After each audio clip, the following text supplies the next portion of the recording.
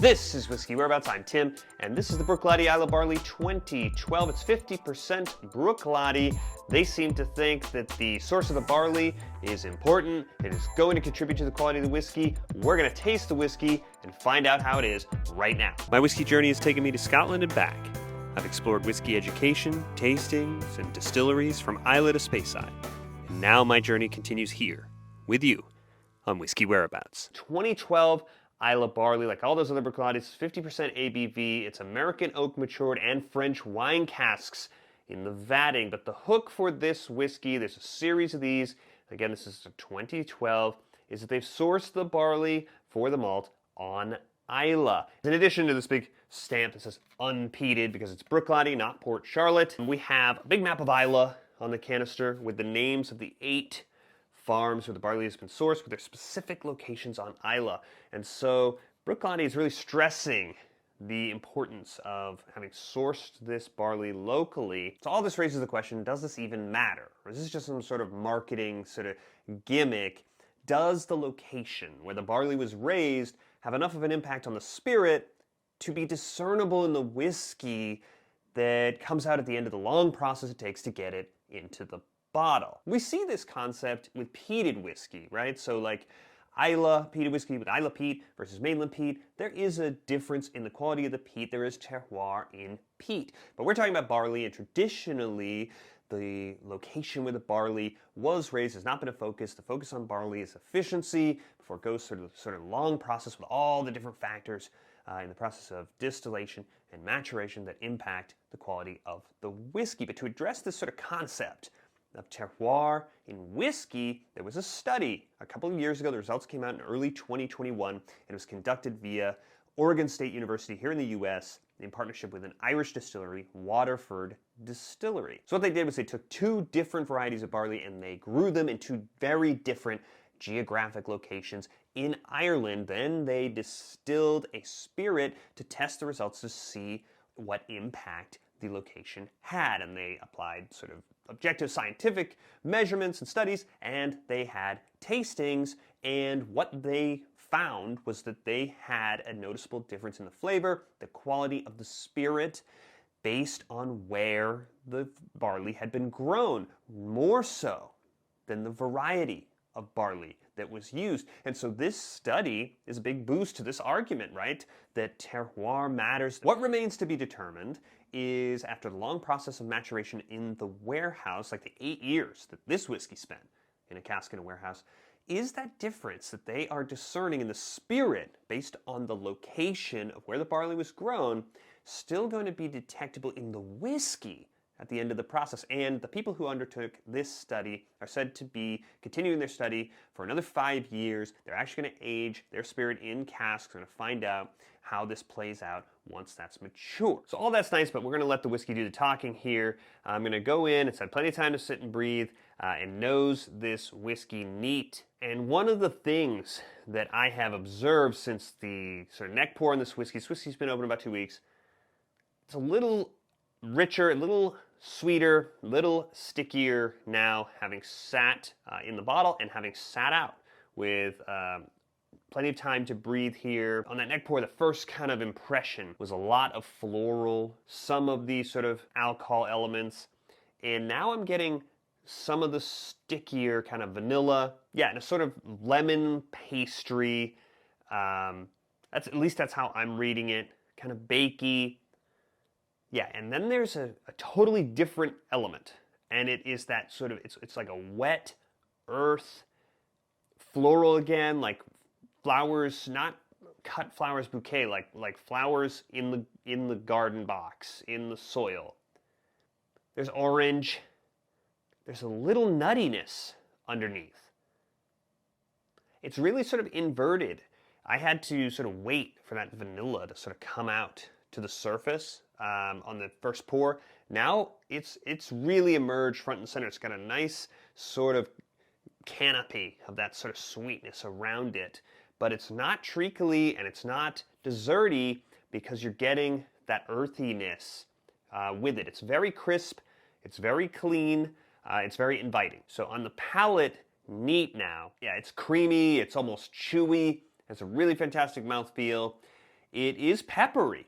It's a little hot on that first sip.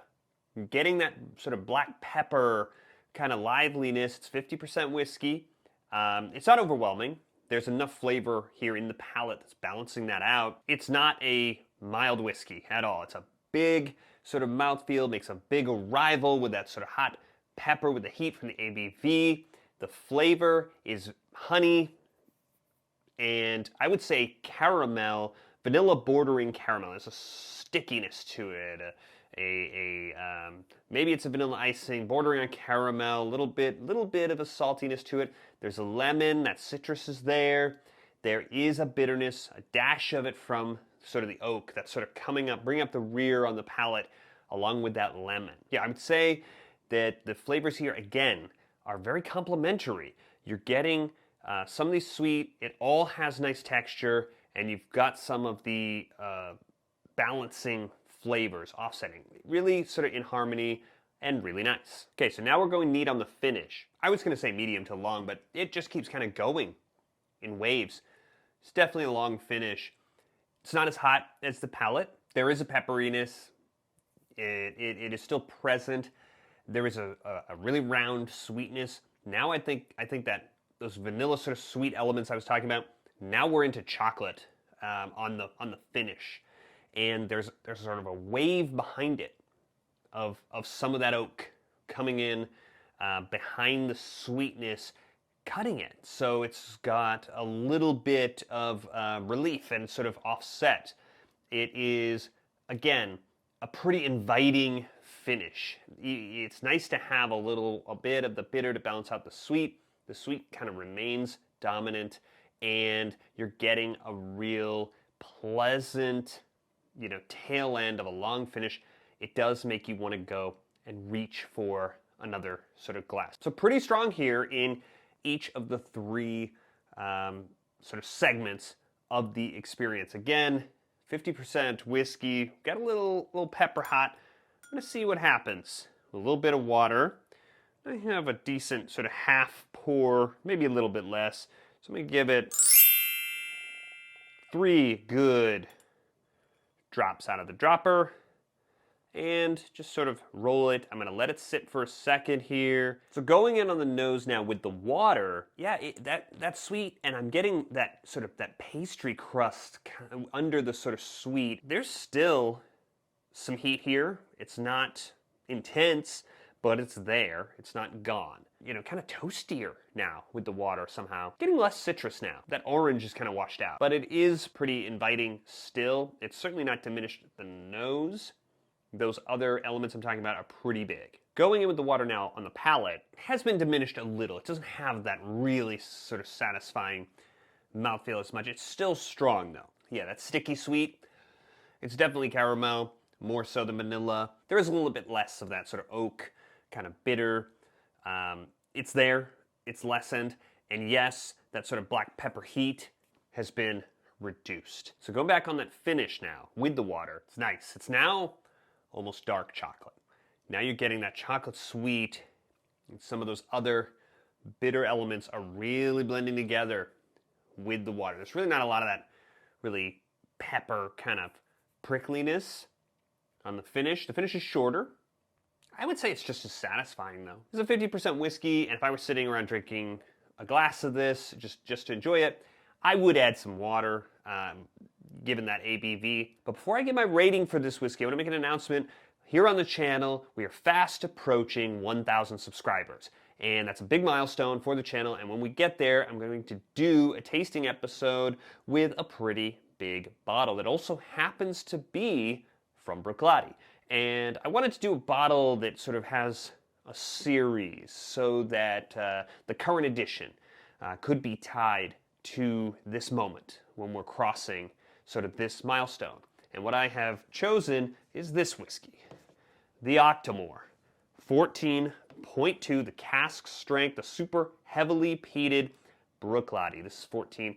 14.2. What does any of this mean? We're going to get into all of this, unpack it all when we get to our 1,000 subscribers. So if you haven't subscribed to the channel, please do so. Hit that subscribe below. Wait to the end of the video. There's a big yellow button right over here. You can use that. Subscribe to the channel. The faster you subscribe to the channel, the faster I get to open and taste this Octomore. As for this Islay Barley 2012 from Bruichladdich, if I especially were someone who wasn't into peated whiskey, enjoying all the smoky Islay whiskeys, this is a whiskey that I'd be really interested in presenting these sort of flavors sort of underneath, the flavors beneath the peat, the smoke that we expect from the Port Charlotte from Bruichladdich. All that being said, I paid $90 for this bottle of whiskey, and it's an 8-year whiskey. And we talked a little bit about the locally sourced barley. Locally sourcing the barley like that is expensive. French wine casks can be expensive, which were used in aging this whiskey. So I get it, but sort of suffers when the Port Charlotte tenure is so very good and is $20 cheaper than this whiskey when you have the Classic Laddie, which is such a good value. Again, at 50%, it's not aged whiskey, but so I'm going to ding this whiskey a little bit on the price. I'm going to say 4¼ glasses on this one. If you enjoyed this video, please subscribe. You can do so by pressing this button that is right here. The faster we get to 1,000, the faster we're going to have our review of the Octomore 14.2. I can't wait to see you then.